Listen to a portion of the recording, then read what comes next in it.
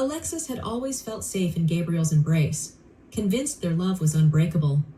But when he vanished without a word, her world shattered.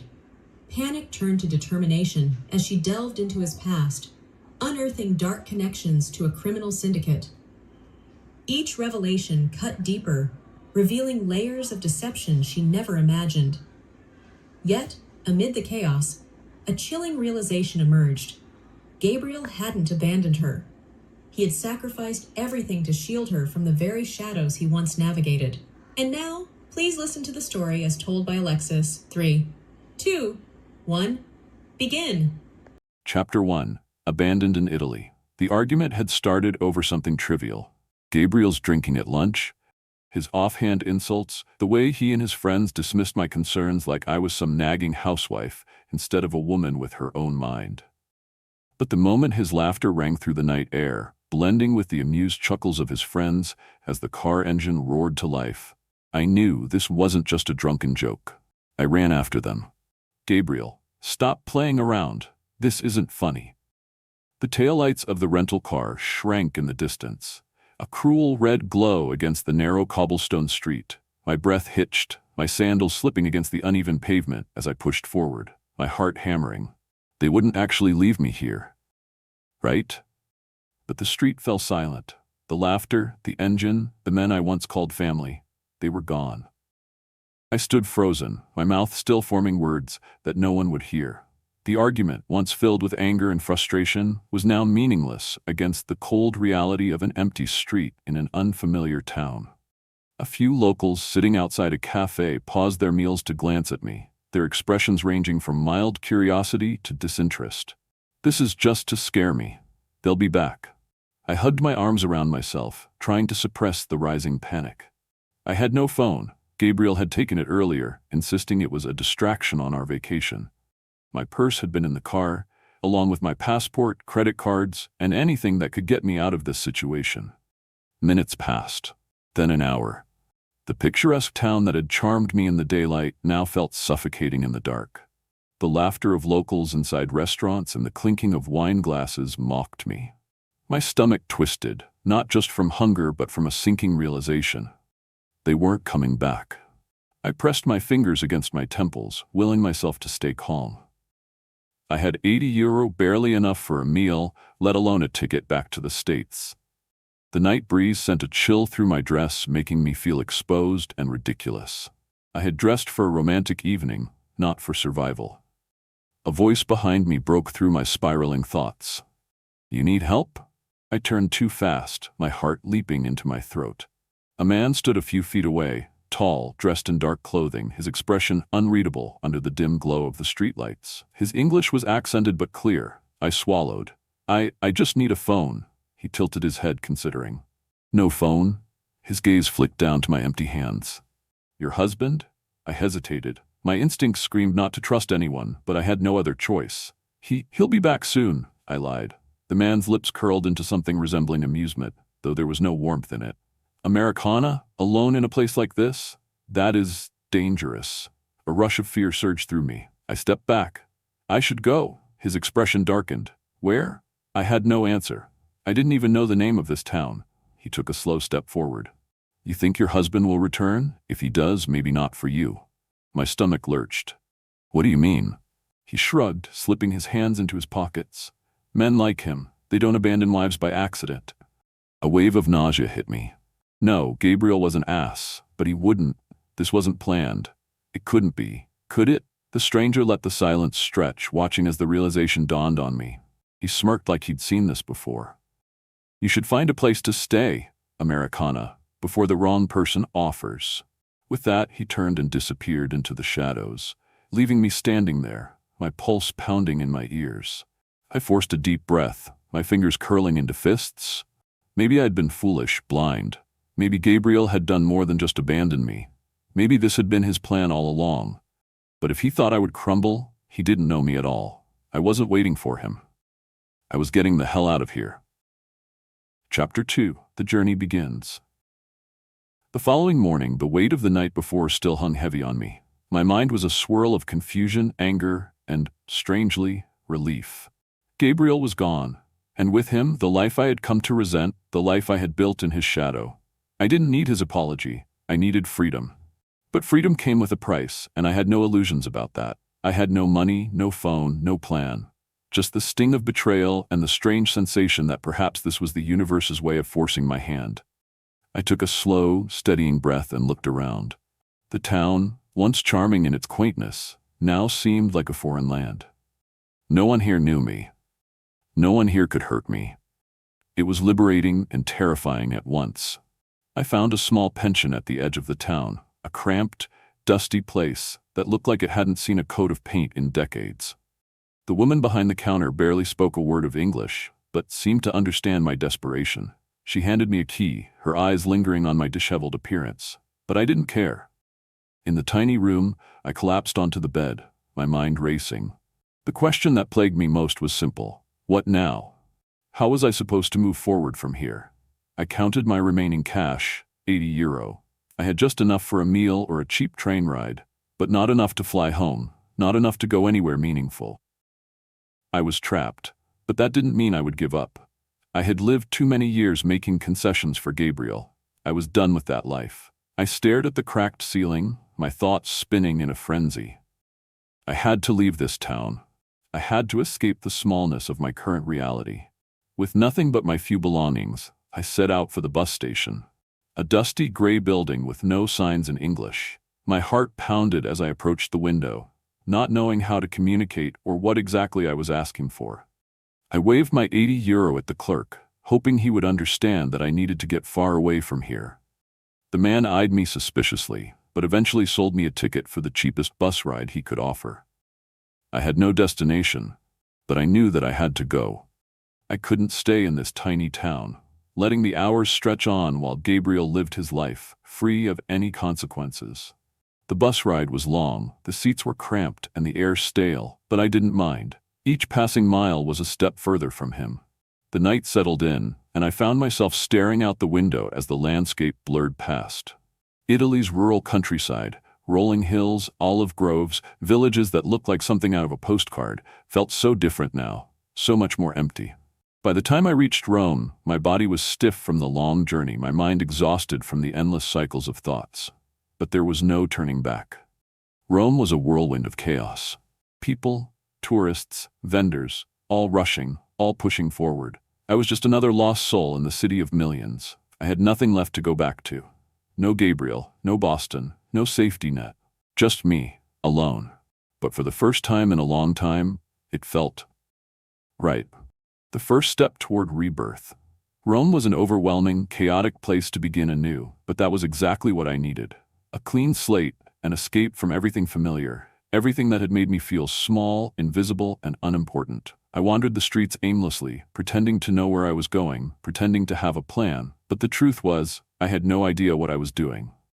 For the first time in years, I could hear my own thoughts, and they were louder than the noise of the city. What had I become in the years I spent tethered to Gabriel's world? A supportive wife? Yes, but I had forgotten who I was before that.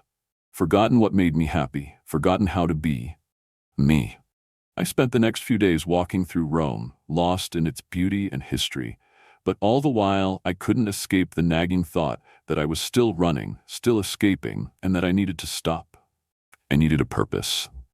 And then, as though the universe had sensed my desperation, I stumbled across a small cafe tucked away in an alley, far from the usual tourist traps. The kind of place that felt real, unpolished, and entirely unpretentious. I sat down at one of the wooden tables outside, the sun warming my skin, and breathed deeply. For the first time since I'd been abandoned in that tiny Italian town, I felt a flicker of peace. I was about to order when the owner, a woman in her late 50s with a warm, welcoming smile, came over. She spoke a bit of English, and after a brief conversation, I learned that she was looking for help in her cafe. It wasn't much, just serving coffee, taking orders, and cleaning, but it was enough. Enough to give me a reason to wake up each day. And it was a distraction, a temporary refuge. For a moment, I didn't think about Gabriel. I didn't think about my past life in Boston. I didn't think about the hollow feeling I used to carry around, pretending that everything was fine. At the cafe, there were no expectations, no husband to impress, no life to live for someone else. just me, in this moment, doing something for myself. As I served coffee to customers and chatted with locals, I felt a spark of something I hadn't felt in years. It wasn't joy, not yet, but it was something close to it. A tiny flicker of hope, a small light breaking through the clouds of self-doubt that had weighed me down for so long. The work was simple, but it was honest. And in the quiet moments when I wiped down tables or carried trays to customers, I allowed myself to think, to reflect on everything I had left behind. I began to realize that I wasn't just running away from Gabriel or from my old life. I was running toward something, toward freedom, toward finding out who I was without him, without anyone else telling me what I should be. One evening, after my shift, I walked home under the golden light of a setting sun. The air in Rome felt thick with possibilities, and for the first time in what felt like forever, I didn't feel like I was just drifting. I was making my way toward something new, a future of my own design. And it wasn't just about surviving anymore, it was about living. As the days turned into weeks, I found myself growing stronger, not just physically but emotionally too. With every shift at the cafe, I learned more about myself. I began to reconnect with the things I had loved before I met Gabriel.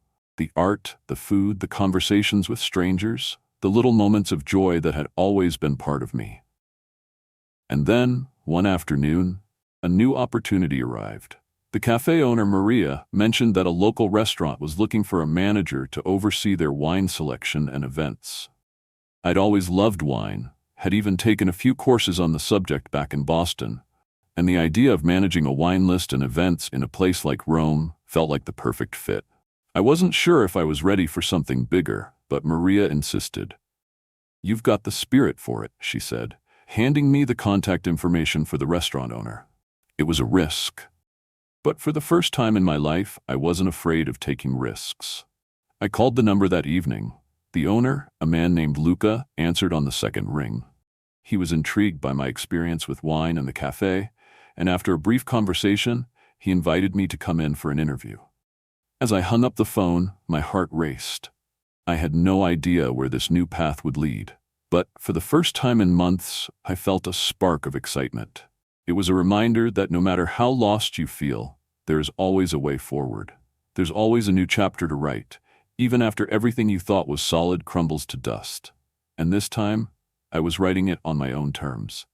New beginnings and unlikely encounters. The day of the interview arrived faster than I expected. I'd spent the last few days trying to calm my nerves, trying to convince myself that this was just another step, nothing more. But when I walked into Luca's restaurant, I felt the weight of everything. The walls were lined with elegant bottles of wine, the scent of freshly cooked pasta filled the air, and the hum of conversation created an atmosphere of warmth. I was out of my element, but in a way, that was exactly what I needed. The interview was surprisingly easy, and Luca, who had a sharp yet kind demeanor, seemed genuinely interested in my background. He asked about my experience with wine, the kinds of events I'd organized in Boston, and what had brought me to Rome. As the conversation continued, I felt a strange mix of excitement and fear bubbling in my chest. But it wasn't fear about the job. No, it was something deeper. A fear of falling back into old patterns. I had spent so many years supporting someone else's dreams that the thought of standing on my own felt both liberating and terrifying. After what felt like hours, Luca leaned back in his chair, his fingers tapping against his glass of red wine. "You've got the passion for it," he said, studying me with a thoughtful gaze.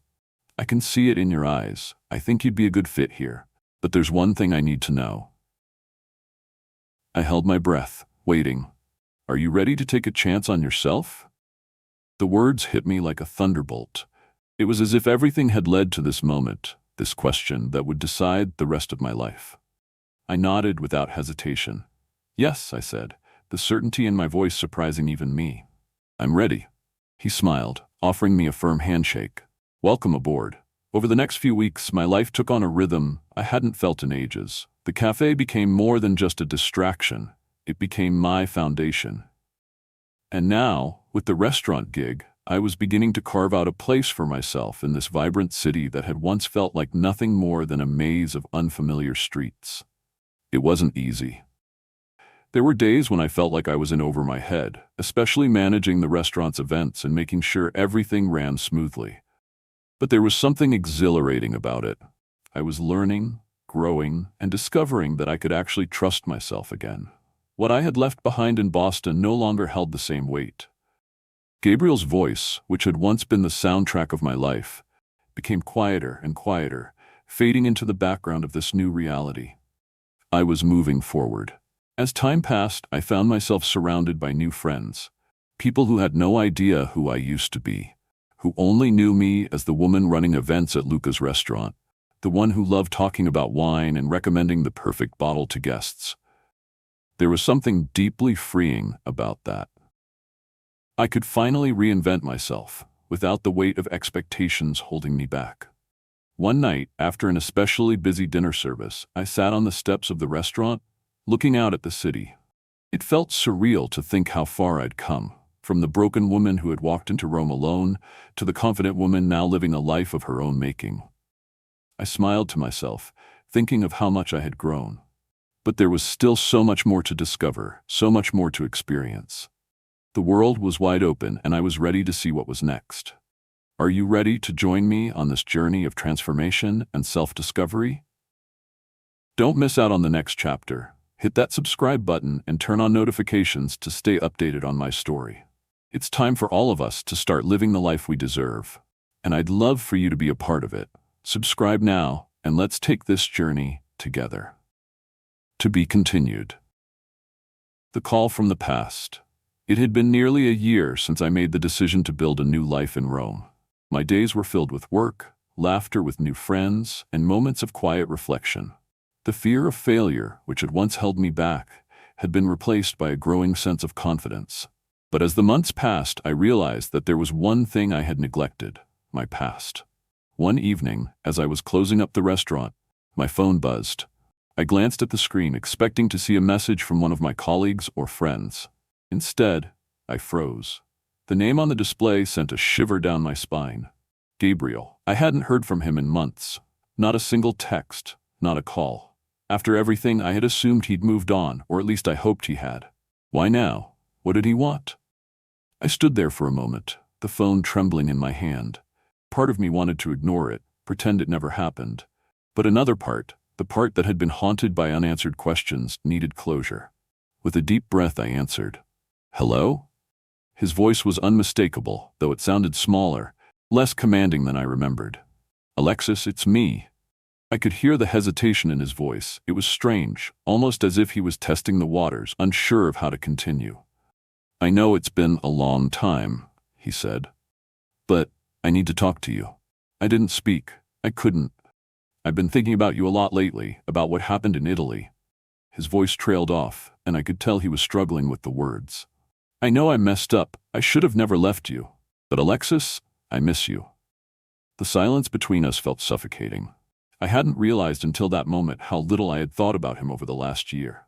The emotions that had once been so tightly bound to him had unraveled, leaving only a distant echo. You miss me? I finally spoke, the words coming out colder than I intended. After everything, now you miss me? I could almost hear him flinch through the phone. I'm sorry. I know I don't deserve forgiveness, but I'm asking for it, please. His plea, so familiar, made something stir inside me, something I hadn't felt in a long time. Guilt. I've been thinking a lot too, I said, my voice steady but heavy with emotion. About everything. And I've realized something. I don't need you to apologize anymore. What you did, what you said, it doesn't matter now. What matters is that I'm no longer the woman you left behind. I could hear the confusion in his voice. What do you mean? I mean, I've changed, I said, my voice growing stronger. You left me stranded in a foreign country, alone, and it was the best thing you could have ever done for me. There was a long pause on the other end of the line. Then Gabriel spoke, his voice low and incredulous. What the hell are you talking about? I didn't. Yes, you did, I interrupted. You thought you could break me. You thought leaving me in Italy would teach me a lesson, but it didn't. It set me free. There was a shift in the air, a heaviness. I could hear Gabriel exhale sharply. Alexis? He began, but his voice faltered, the weight of his own guilt hanging between us. I didn't know. I didn't realize how bad things were for you. I thought you were fine. I shook my head, despite knowing he couldn't see me. I was never fine, Gabriel. I was suffocating. You always wanted me to be who you needed me to be, not who I really was. I lost myself in that. Please, Alexis. But I wasn't finished. I'm not that woman anymore, Gabriel. I'm not the woman who would forgive you and fall back into the same trap. I found something real. I found my purpose, my strength. There was a shift on the other end of the line, an odd mix of desperation and disbelief. So what, you think you're better off without me? The question hung in the air, sharp and bitter. I could almost hear the self-righteousness in his voice. Better off? I repeated, my voice dripping with sarcasm.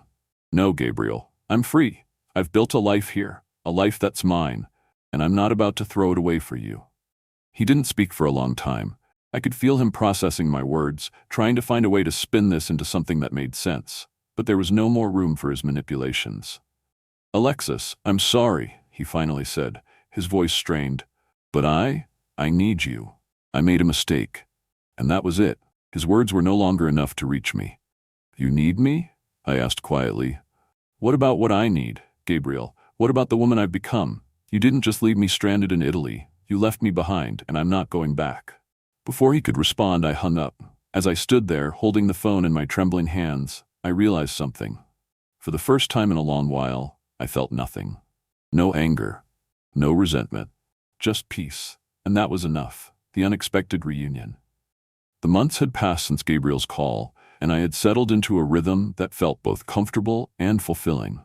I had my new life, my career, my friends in Rome, and my peace. I had learned how to smile again without pretending. I was thriving. But the peace I thought I had earned, the life I had carefully constructed, was about to be shattered in the most unexpected way. It was a Thursday evening when the storm hit. The sky was heavy with clouds, and the air was thick with the promise of rain. I was finishing up my shift at the restaurant when I noticed a strange message blinking on my phone. It was from an unknown number. Alexis, I'm sorry to do this over text, but I need to talk to you. It's urgent. Please call me. At first, I considered ignoring it. I didn't owe anyone an explanation anymore. Not Gabriel, not anyone. But the message felt different. There was an intensity to it, a sense of urgency that I couldn't ignore. I reluctantly dialed the number. Hello? There was a brief silence before a shaky voice answered. Alexis, it's Anna. I froze. Anna, Gabriel's new girlfriend. The one he had left me for. The one who had entered my life like a storm, taking everything I once thought was mine. Anna, I repeated, my voice cold. What do you want? She sounded panicked, almost breathless. Please, Alexis, I don't know who else to turn to. Something's happened. Gabriel's gone. My heart skipped a beat. What do you mean gone? Her voice cracked. He's missing. No one knows where he is. He disappeared this morning. I've called everyone, but no one's heard from him. The words hit me like a slap in the face. Gabriel? Gone? My mind raced. I didn't know what to feel. Surprise, disbelief, maybe even a strange sense of satisfaction.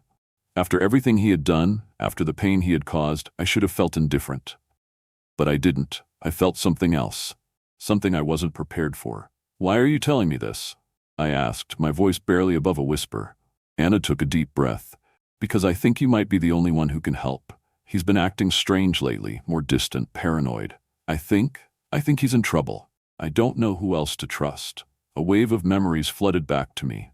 Gabriel's lies, his betrayals, his coldness. But amidst all that, I had loved him once.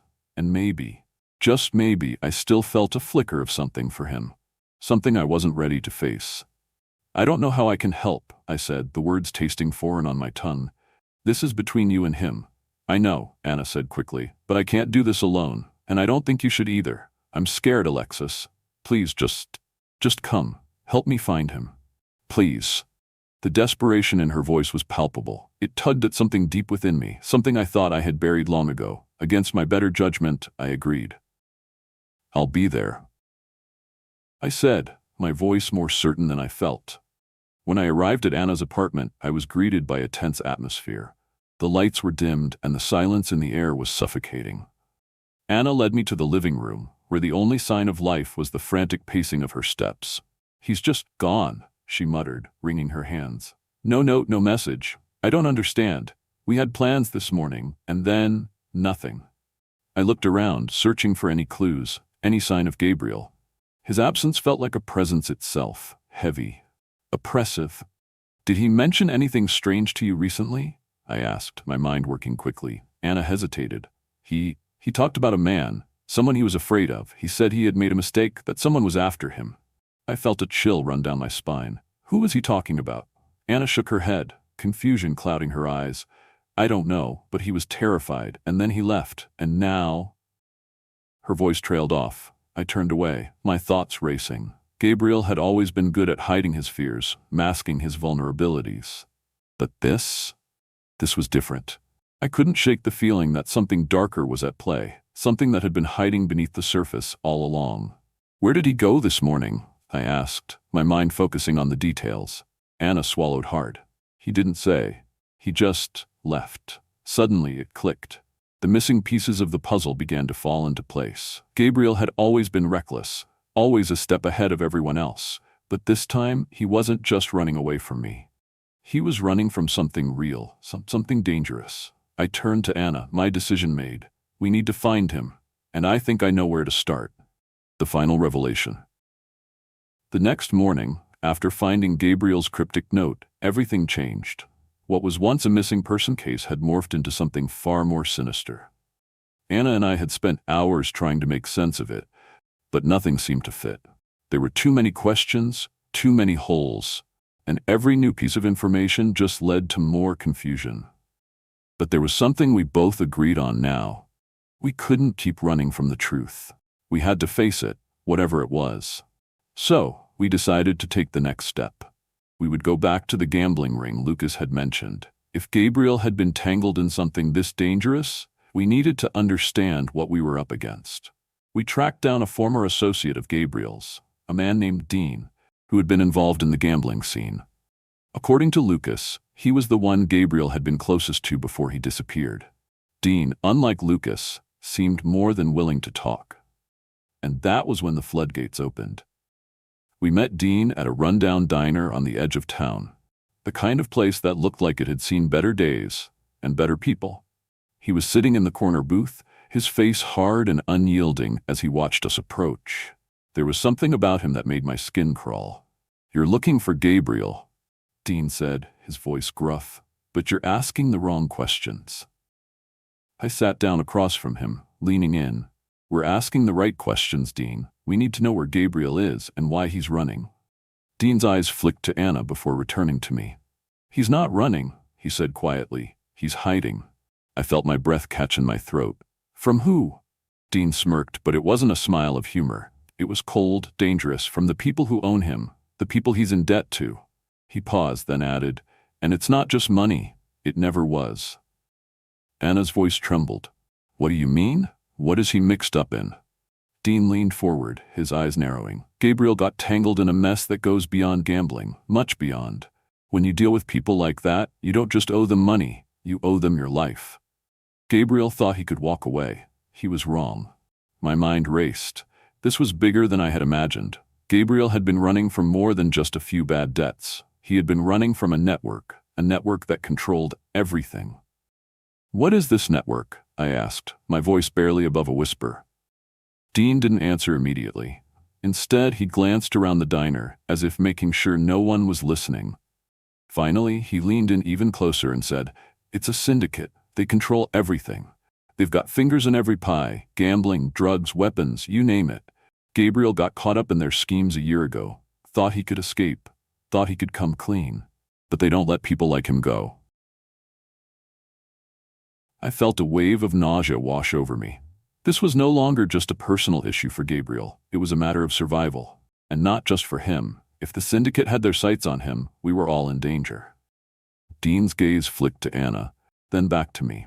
"If you're smart, you'll walk away now. Forget Gabriel. Forget this mess. Because once they come for you, there's no escape." But I wasn't ready to walk away. Not yet. "Where is he, Dean?" I asked again, my tone firm. "We can't leave him in the dark."